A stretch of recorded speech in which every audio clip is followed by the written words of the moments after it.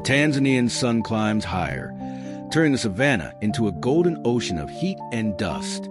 Acacia trees stand like ancient sentinels, casting fractured shadows on the parched earth. This vast stillness is not peace. It is suspense, a tension that holds its breath.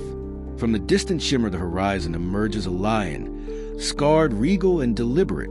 Mwamba, no longer the fierce warrior of his youth, yet every movement carries weight.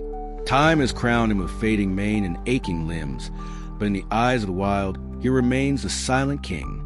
He walks not for dominance, but for rest, for quiet. The burden of rule clings to him heavier than age. Under the twisted branches of an acacia, he collapses, sighing into the dirt, but fate stirs beneath him. Unseen under the roots, a hive of African wild bees waits. First a tremble, a rustle, then a sting, sharp, precise. A warning, Mwamba flinches, then another sting, and another. Within seconds, a living storm erupts. Thousands of bees rise in fury, wrapping the lion in black and gold. These are no ordinary bees. Apis mellifera scutellata, Africanized, feared, ruthless. They do not warn. They overwhelm. Mwamba doesn't flee. He cannot. Pride, pain, age. Something keeps him rooted. The swarm crawls over him, stinging without pause. His mane becomes a veil. His golden eyes seal shut. His frame trembles.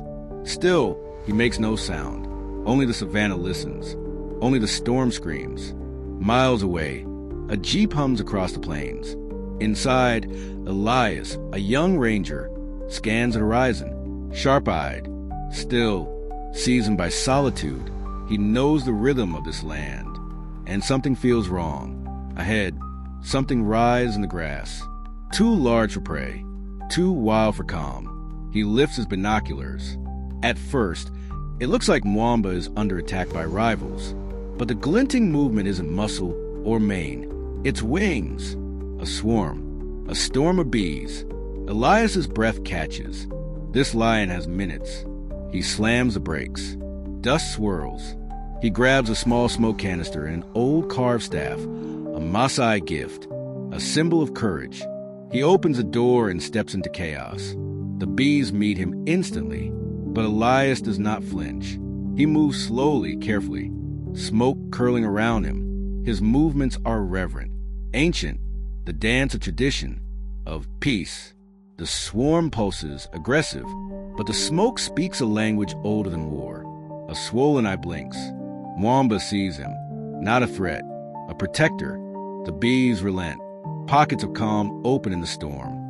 One by one they lift, not driven away, but released. Beneath them, Mwamba remains, broken, his chest rising in shallow waves, his face swollen.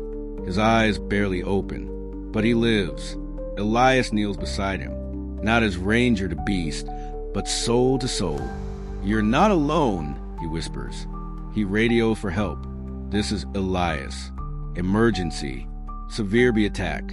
Lying down. Coordinate scent. Minutes pass. Then tires rumble. 2 veterinary trucks arrive. Professionals emerge with swift precision. They sedate Mwamba gently with respect. He is not just a patient.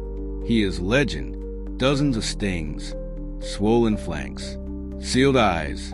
A young vet cleans his wounds. Another inserts fluids. Their hands move with reverence. Their voices barely rise above the wind. When stable, they lift him onto a stretcher, into a crate. He is transported to a hidden enclosure, deep in reserve, a sanctuary.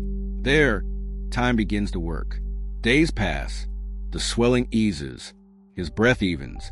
His eyes, those deep, ancient eyes, open again. And one morning, the gate swings wide. Mwamba steps out, slowly, carefully. He is thinner, marked, but proud. He reclaims his silence. A week later, Elias sits alone at his outpost. The sun sinks low. Cicadas hum. He wonders if he will ever see the lion again. Then a shift, a whisper in the grass. From the heat haze emerges Mwamba. He stands tall, slower, yes, scarred, but regal. He stops, He looks. Elias doesn't move. Mwamba doesn't growl, doesn't roar, just watches, and then, with quiet dignity, turns. Before vanishing into the sea of grass, he looks back, just once, a look not of fear, not of dominance, but of remembrance. In this land where beauty and brutality dance hand in hand, two souls cross an invisible line, not drawn by blood, but by trust. Mwamba's scars are not marks of weakness. They are echoes of survival. Elias's courage was not born from fearlessness, but from compassion. This was not just rescue. It was surrender, between claw and hand, between venom and smoke, between fear and faith. If stories like this move you, if you believe in the bond between man and wild, like this video, subscribe to our channel and share the journey, because in the heart of the savannah, some stories were never meant to be forgotten.